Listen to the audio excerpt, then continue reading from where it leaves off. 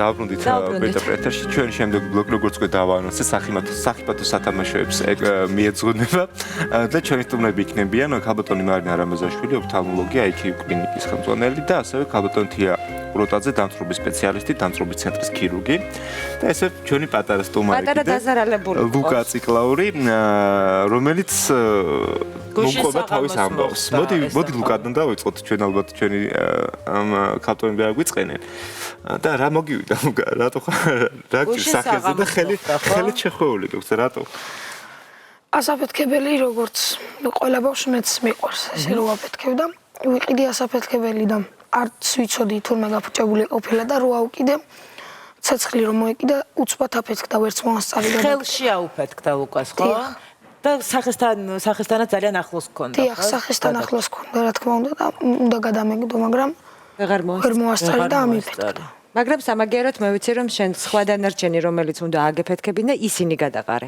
დიახ, მოასწარი და გადაყარე. დიახ, და ყველა ბავშვს ურჩე რომ ასაფეთქებელთან ცოტა მორიდებულად იყოს და თუმცა სანამ ეს ამბავი შეგემთხოვდა შენთვისაც ეს ასაფეთქებელი სათამაშოები იყო ძალიან აქტუალური ხო შენს მეგობრებში ალბათ ყველა წინა საახალწლო პერიოდში ყველა ბავშვი ყიდულობს და ეზოში თუნდაც როდესაც ჩადიან ამით ერთად წინა ახალწელს ჩემ კორპუსში ყველაზე მეტი ასაფეთქებელი მე მქონდა მაგრამ ეხლა რა ვიცი ისეთი დამოკიდებულება მქონდა მაგრამ ეხლა საერთოდ აღარ მინდა ასაფეთქებელი მე ხე შენი მეგობრები რომ ნახავენ ამ კონკრეტულ შემთხვევას და ნახავენ ხელი როგორ აქვს შეხვეული და მე ვფიქრობ რომ სანამ ბავშვი არ გამოცდის რომ როგორია ესეთი როგორი სიმწარეა მაინც მართალი შენი რჩევა ფიქრობ რომ არ გამოაძლება დასრულ ასაკშიც ეს აბსოლუტურად დავეთანხმები იმიტომ რომ მეც ეს გამოცდილება მოხდა ჩემს ბავშვობაში რა თქმა უნდა ლუკას ბავშვობაში რომ ესეთი კარგი ასაფეთქებლები არ იყო სხვანაირი ქონდა ძათ რომ მეცაც გამოკრავდი ხელს ხო და მე რაღაც ფურცლები ცვიო მე გამოკარი ხელი არ გამოიყარა ეს ფურცლები მეთქი რა ხდება და შიგნით ჩავყავე თითი და იმის მე უბრალოდ მართლა ვიძახი ლუკასავი დამემართა მეც რომ ხმასაც ვერ ვიტან ასაფეთქებლისას ო ლუკა ამბობდა ბავშვი ხედა ასაფეთქებელს უკიდა ზეგი ძალიან ცუდად ხვდები ხოლმე თან ხედავთ ისე რომ ლუკა უკვე დიდი ასაკი სადამ მასაც მოვიდა ესეთ შემთხვევა მაგრამ გვინახავს რომ 2-3 წლის 4 წლის ბავშვებს ასწავლიან როგორ ააფეთქონ ესენი და აყევინებენ თუმცა უბრალოდ შეიძლება აღნიშნა რომ ასაფეთქებელი იყო გაფუჭებული მის შემთხვევაში წარმოუდგენელია ბავშვმა და თუნდაც ჩვენ გავაკონტროლოთ თუ რამე მდგომარეობაშია მიუხვდეთ ხო რამდენად გამართული არის თვითონ ეს ხელსაწყო მოდი ეს დავუბრუნდეთ ახლა მაშინ ჩვენ სტუმრებს და ძალიან საინტერესო შემთხვევები ალბათ რამდენიმე შემთხვევასაც გაიხსენებთ ხოლმე ხო ჩვენ ვიხსენებდით იმ შემთხვევაში როდესაც არა მარტო ბავშვისთვის იყო საზიანო ეს უფროსთვისაც როდესაც შვილიშვილმა გავიხსენეთ ჩაშქელის შემთხვევა ასაფეთქებელი პერიზღულში მოუთავსა სადაც ის აფეთქდა შემდეგ და მოხდა დამწვრობის ცენტრში ხშირად მომართავენ ხოლმე პიროტექნიკით დამწვარი პაციენტები დამწვრობის ცენტრს ქალბატონთია საკმაოდ გასულ წელს მხოლოდ გასულ წელს წლის განმავლობაში იყო ძირითადად მომართვიანობა ახალ წელს ხდება იყო დაახლოებით 80 შემთხვევა აქედან 12-ს ქირურგიული ჩარევა დაჭირდა და წელს უკვე 10-მდე შემთხვევა მიუხედავად იმისა რომ ხდება ასეთი გაფრთხილება მიმართვა მაინც ადამიანები ამას არ ერიდებიან და სანამ საკუთარ თავზე არ გამოცდიან მანამდე ვერ ფიქრობენ იმ მოსალოდნელ შედეგებზე ვერ წარმოიდგენენ რაც შეიძლება ამას მოყვეს ჩვენ ვახსენეთ პლასტიკური ქირურგები ანუ ეს არ არის შემთხვევები ლუკას ამ შემთხვევაში გაუმართა რომელიც ეს მარტივად დამთავრდა რამდენი იყო ეს პლასტიკური ქირურგიის საჭიროება გასულ წელს 12-მდე ჩარევა და ეს საკმაოდ დიდი ციფრია იცით თქვენ წარმოიდგინეთ მომართვიანობა შარშან მარტო 1 იანვარს ძირითადად წარმოდგენილი იყო ზრდასრული ადამიანებით ისე იგი თითქოს თავის თავზე იღებენ მოზარდები, მამები, ბაბუებიც კი, მაგრამ სამწუხაროდ არსად არ არის მითითებული როგორ უნდა მოექცნენ ისინი, აი თვითონ თვითნებურად იქცევიან, ამ სანთებელას უკიდებენ, აი ეს არანაირი წესი არ არის, ინსტრუქცია არანაირი არ მოყვება ამ ასაფეთქებელ პიროტექნიკას. არსად არ არის არც ერთ გარეგნულ ნიშანზე იმის გარანტია, რომ ის შუშხუნა დაზიანებულია თუ არა. რა თქმა უნდა, არანაირი ის და აი საინტერესოა ეს საკითხიც და ამიტომ მოზრდილებიც დაზღვეული არ არიან იმ შედეგებით და დაზიანებები ძირითადად სახის და მტევნების ხდება ხოლმე და მოზრდილებიც ისევე ზიანდებიან როგორც ნებისმიერი ასაკის ბავშვი იქნება. ხშირად მინახავს უნავარი ბავშვები ჯიბეში უგდებენ ხოლმე შეთხებით გავლენებს ასაფეთქებლებს და როცა ხედავ ხოლმე არ გამიგია მაგრამ ეს ფეხებთან რომ გიფეთქებენ ხო მოგიგდებენ ფეხებთან მე რომ ხედავ ხოლმე ასაფეთქებლებით ხედავ შენებულ ბავშვებს გადავდივარ მერიდები ხოლმე ჩემში შევიდა იქიდან გამომდინარე. მაგრამ ნუ სკანის დამწრობა ეს აბსოლუტურად გასაგებია, მაგრამ მოდი გავუტომ მარანასაც ვკითხოთ, რამდენად ხშირია თვალის დაზიანება ხოლმე და თუ მოგმართავენ თვალის დაზიანება, იმიტომ თვალის ზედაპირზე და შეიძლება ძალიან მარტივად დაზიანდეს სასაფეთქებელი საშუალებები. ერთი კონკრეტული ისტორია გავიხსენეთ, როდესაც თვალის დაზიანებით დასრულდა და მას არ ჰქონდა თავად ხომ პაციენტს, უბრალოდ გაიხედა და შემთხვევით მოხდა ფანჯრიდან გასროლილი შუშხუნა. სამწუხაროდ თვალის დაზიანება ხშირად უმეტესად თვალისთვის ტრაგედიით მთავრდება. იმიტომ რომ რქოვანის დამწრობის დროს ისეთი შეხორცებები მიდის, რომ თითქმის უმეტეს შემთხვევაში რქოვანა აღარ აღსდგება გამჭვირვალობამდე. ეს უკეთეს შემთხვევაში, უარეს შემთხვევაში უფრო ხშირია თვალის დაკარგვა და მისი გარშემო ქსოვილების დეფორმაციაც. ბატონო ალბათ ასე უკვე აღნიშნეთ ის რომ არ არის აუცილებელი მაინც თვალთან აფეთქდეს მის ნამსხვრევები გაფანტული ნამსხვრევების მოხდების შემთხვევაში ეს ძალიან მარტივად შეიძლება მოხდეს ეს პრობლემა. რა თქმა უნდა. და ხშირად არის ხოლმე შეთანხმებული, კარგავენ პირველო საჩვენებელ და ცერცირათიც, რომელშიც უჭირავთ ეს შუშხუნა და თვალს ძალიან ხშირად არის ხოლმე. უმეტესად არის მამები. ჩვენ ყავდა შემთხვევა ქუთაისიდან 2 წლის წინ, როდესაც მამა უკეთებდა შულს ფეიერვერკს, დიდი ფეიერვერკი იყო ეზოში რო დგავენ ხოლმე ისეთი. და ის ფეიერვერკი აუფეთქდა და ამ ბიჭმა დაკარგა თვალი კი არა, მთელი ყურებალი ჰქონდა გაყოლებული კიდე.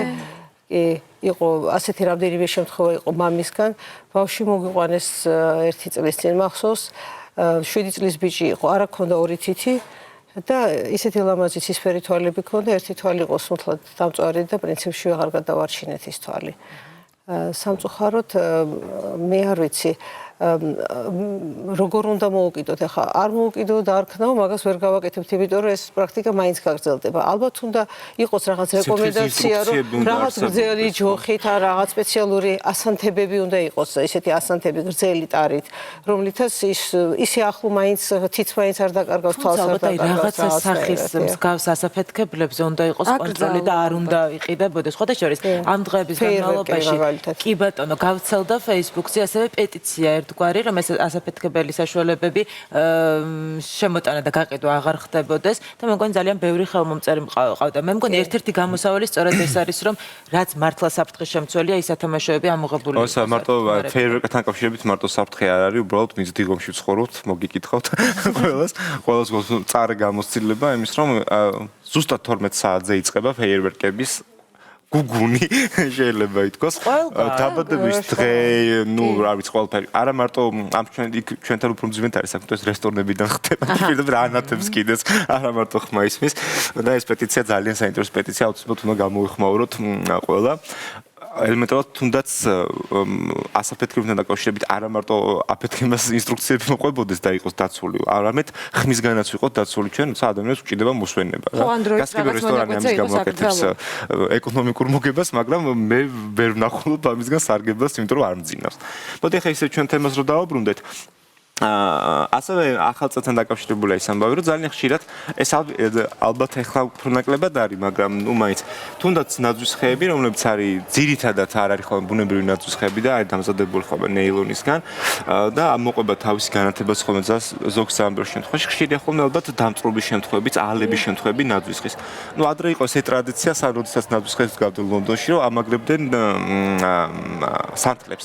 თვითონ ნაძვის ფისი ასევე ალებადია და ადვილად იწვის ხოლმე და მაშინ იყო ხოლმე ეს სახლების გადაწყვეტების შემთხვევებიც ალბათ ეხაც არის კონკრეტული მსგავსი შემთხვევები მაგრამ ალბათ ასევე არსებობს დამწრობის შემთხვევებიც თუ არის ესეთი მომართვიანობა წელს არ მოუმართავს მაგრამ გასულ წლებში იყო ესეთი საბავშვო ბაღში აღნიშნავდნენ საზეიმოს სახალხოს ეიმი კონდათ ბავშვებს და აფექტა ნაძვის ხედი თოვლის ბაბუას როლი როზმელ ბავშვსაც კონდა მოეკიდა ბამბაზე იცით რომ იგი ადვილად აალებადია და ის ბავშვი სტაციონარულ მკურნალობას გადიოდა ჩვენს კლინიკაში სამწუხაროდ გაუფრთხილებლობით არის თუ წინ დაუხედავობით ხშირად ხდება ასეთი მომართვია. მეტი ყურადღება გვმართებს. ბატონო, ასე ჩვენ რეკლამაზე საუბრობდით და მე მგონი ამას ახლა მარტო ასაფეთქებებთან დაკავშირებით არ არის ყველაფერი ჭირდება მოფრთხილება, ალბათ ეს განსაკუთრებით ეხება ასაკს და რა ასაკობრივი ჯგუფის არის პაციენტი, განსაკუთრებით პატარებზე საუბრობთ ამ შემთხვევაში.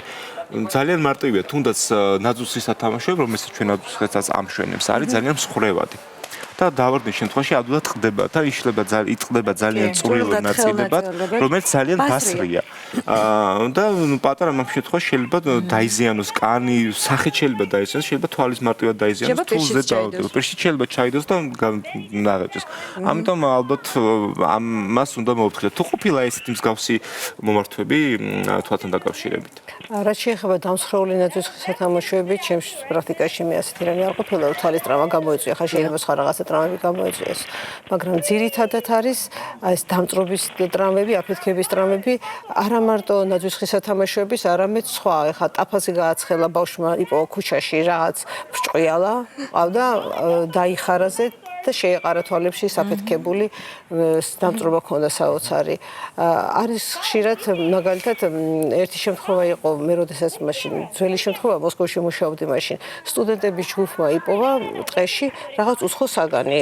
ეს აღმოჩნდა მე ეს ნაღმი დიახ და ციოდა გარეთ შეიტანეს შიგნით სადაც ცხოვრობდნენ დიახ სითბოში და იქ დაიწყეს იმის დაშლა. და მაშინ პრინციპში ერთი ადამიანი გადარჩი იმასაც მე თვალების პრობლემა ჰქონდა და ისე მოვიდა და დანარჩენი ყველა დაღუპულა მაშინ თანაც ერთ შეკრულ სივრცეში იყო. ამიტომ მინდა კიდევ ერთხელ გავაფრთხილო რომ აი უცნობი ნივთები რომელიც იპოვეს სადღაც და არ იცი რა არის მით უმეტეს ასე დროში ვცხოვრობთ კიდე. ხო, ჯობია რომ საერთოდ გაეცალო იმას არ მიიღო და მით უმეტეს დაშლა არ დაიწყო და გაცხელება და ასე შემდეგ. ეხლა ბავშვ თავში რა მოუვა კიდე არ იცი. ასე მოთქავტუნთეას კითხოთ ეხლა ესეთი კითხვა რომ ასაფეთქებლები კი ფეთქდება გასაგებია დამწრობა მაგრამ თუ გამოიყოფ ამ დროს ისეთი მომწავლებელი ნივთები რომელიც შეიძლება პატარა მოწამოს. პიროტექნიკის აფეთქებისას. თუ ეს მოხდა დახურულ შენობაში, მაშინ დიდი შანსია, რომ იქ იყოს სასუნთქი გზების თერმოინჰალაციური დაზიანება, რა თქმა უნდა. იმ შემთხვევაში, რადგანაც ძირითადად ეს რიტუალები სრულდება ღია სივრცეში, გარეთ, გარემოში, აქედან გამომდინარე, დამატებით ეს პრობლემა იხსნება თავისთავად. მაგრამ თუ შენობაში ყოფილა 1-2 შემთხვევა, როდესაც შენობაში ვერ მოასწრეს გარეთ გატანა აი ამ ასაფეთქებელი საშუალების და შენობაში მოხდა ამის გაშვება სივრცეში და იქ მცირედ, მაგრამ მაინც იყო სასუნთქი გზების დაზიანება. ჩვენი ბლოკი ძალიან მინდა რომ იყოს თან სასარგებლოს. შესაბამისად, როდესაც მძიმე დაზიანებაზეა საუბარი, ბუნებრივია, აქ ჩვენ ვერ ჩავერევით და ვიძახებთ სასწრაფო დახმარებას, თუმცა როდესაც თქვათ აი ლუკას შემთხვევაში ხელის დამწრობა აღენიშნება. ჩვენ რა შეგვიძლია გავაკეთოთ სანამ ექიმი მოვა? დიახ, ლუკას შემთხვევაშიც სანამ სასწრაფო დახმარების საშუალებით იქნა ჩვენთან ჩვენს კლინიკაში ტრანსპორტირებული ლუკა, მანამდე ჩვეულებრივად შეიძლება ნეიტრალური ხსნარებით ან ნებისმიერი ანტისეპტიკი ჩამობანა და სტერილური საფენებით, დიახ, საპონითაც შეიძლება ან ნებისმიერი ანტისეპტიკი ზეთის წასმა? არა, ზეთის წასმა ნამდვილად არ შეიძლება. ცხიმოვანი ზეთირება არ შეიძლება, იმიტომ რომ ჩამობანა და სტერილური საფენი დაედოს და მერე მიმართოს ექიმს. თუ მარტო მხოლოდ ექსკორიაცია ან რაღაცა ანტისეპტიკი. დიახ, ხო, აი როგორც ახლა თქვა სახეზე აქვს ამ შემთხვევაში მაგრამ მის შეფასებას ექიმის გარდა ალბათ პაციენტი ვერ მოახდეს და ჯობია მაინც მომართოს ჩვენს კლინიკას და იქ ექიმი სათანადო დახმარებას შევადარიგებას ჩვენთან გავრცელებული ესეთი ანტისეპტიკები როგორც არის სპირტი, სახში გამოხდილი არაყი, ჭაჭა, ნამდვილად არ შეიძლება. იოდი. არა, იოდის იოდს დამწრობის დროს უსვამდა. მინახავს. არა მარტო გამიგონი, ასე მინახავს როგორ ასხავენ ჭაჭას ხელზე. დამწრობის დროს განზავებული კიდე არ აუშავს არაყი, შეიძლება ასეთი სახით, იმიტომ რომ აორთქლებას უწყობს და სიღრმეში იმდენად შეიძლება არ მაგრამ აღარ ჩავიდეს. ხო, აღარ წავიდეს, არ გაღრმავდეს დაზიანება, მაგრამ ნებისმიერი ანტისეპტიკი თვალის დროს უფრო რთული ამბავია. ამოწროთ ეს თემა, იმიტომ რომ გამიგი ასევე რომ ცივი წყალი არის ძალიან გრილი წყალი ყველაზე ძალიან ცივი, ცოტა უფრო რთულია. გრილი წყალი ოთახის ტემპერატურის წყლით ჩამობანოს და სტერილური საფენი დაადონ. თვალის შემთხვევაში ალბათ უფრო რთულია, ხო? მან უნდა მოხდეს ალბათ თვალის გამობანა შეგვიძლია. თვალის შემთხვევაში იმიტომ არის რთული, რომ რა თქმა უნდა, ეს ასაფეთქებელი ნივთიერის ნაწილაკები შეიცავენ ასევე ტოქსიკურ ნივთიერებებს, რომელიც თავისთავად თვალზე მოქმედებენ უკვე მეორადად დამაზიანებლად ტოქსიკური თვალსაზრისით. თავარია პირველ რიგში მოვაშოროთ ეს თავიდან. ჯობია რომ კანის ქვეშ, ეს გნილთბილი წყლის ქვეშ პირდაპირ შეუშვიროთ ეს ადამიანის დაზიანებული ნაწილი, ეს თვალი იქნება და სახის ნაწილი ალბათ, ხო? და რომ ეს რა თქმა უნდა გამდინარე წყლით კარგად დაიბანოს. მე თუ გაქვთ რამე ჟელე თვალის, თუნდაც კომპიუტერის დროს რომ ხმარობთ, ასეთი ჟელია რაღაცა, ის ჩაიწვეთოთ, იმიტომ რომ ამ დროს ძალიან გახიზიანებული იქნება თვალი. სვის შეგრძნებაც იქნება ალბათ.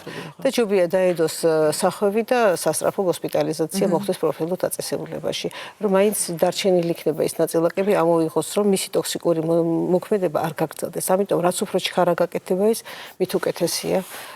შედეგების. კარგია, პირველ დახმარებას ვისწავლე. იმედი დავიტოვოთ, რომ მსგავსი შემთხვევები არ იქნება და არ დაგჭირდება ეს და მე მგონი დღევანდელი გადაცემის ეს ნაწილი მშობლებისთვის იყო ძალიან საინტერესო და ისინი უფრო მეტად ფრთხილად იქნებიან იმისთვის, რომ მსგავსი შედეგებით არ დასრულდეს ეს საახალწლო დღე. ბავშვებისთვისაც ლუკა კი ამბობს, ვიდრე უშუალოდ მე არ შემემთხვა. ალბათ ამის სხვის მაგალითზე ამ გადაწყვეტილებას არ მივიღებდიო, მაგრამ მოზარდებსაც მაინც მოვუწოდოთ, რომ აი ლუკას შემთხვევა გავითვალისწინოთ, ვიყოთ ყურადღებით და ფრთხილად. წინა საახალწლოდ რომ არ დავიზიანოთ რა. ძალიან დიდი მადლობა სტუმრობისთვის, განსაკუთრებით ლუკას, რომ თავისი ამბავი ესე მოგვიყვა, ესე როგორ ქვია, brave ქართულად. მამაცი, გულადი ადამიანია, თავად მოგვიყვა ეს ყველაფერი. და გისურვებთ ახალ წელს,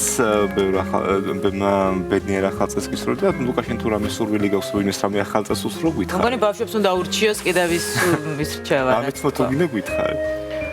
რა ვიცი, ჩემი შემთხვევიდან გამომდინარე, არავის არ ურჩევ, რომ ასაფეთქებლები იყიდოს ბავშვმა მოზარდმა და თუ დასრული ადამიანი იყიდეს, უფრო კარგი იქნება, რადგან მე ვფიქრობ, რომ არ უნდა ციფრთხილს გამოიჩენს შენ. დიახ, მაგრამ სანამ მე ეს შემთხვევა დამემართებოდა, რომ მანამდე რო ეთქვა ვინმეს ეს რაღაცა, მე არ დავიჯერებდი, სანამ არ შემემთხვევა. იგივენაირად სხვაზეც ეგრე იქ. მაგრამ დაგეჯერები ეს აღარ მოხდება. მოგეც ესე მე სწორად ვიცი. საკურთხეველი საფეთქებები იწყება ხოლმე და ჩემი გადის და ფერმერს უყურებს და მე სახში შევდივარ. ესე მე მგონი ერთ-ერთი რჩევა შეიძლება იყოს, როდესაც გარეთ ძალიან ბევრი ფეიერვერკია და ასაფეთქებლები არ გავიხედოთ ფანჯრიდან და შემთხვევაში თვალთან დაკავშირებით არ გამერო. სწორად იქცევი. დიდი მადლობა კიდევ ერთხელ წერასაკილოცავთ ახალ წელს. ყველაფერს აუცილებლად გისურვებთ. დაუბრუნდებით რამდენიმე წუთში რეკლამის შემდეგ.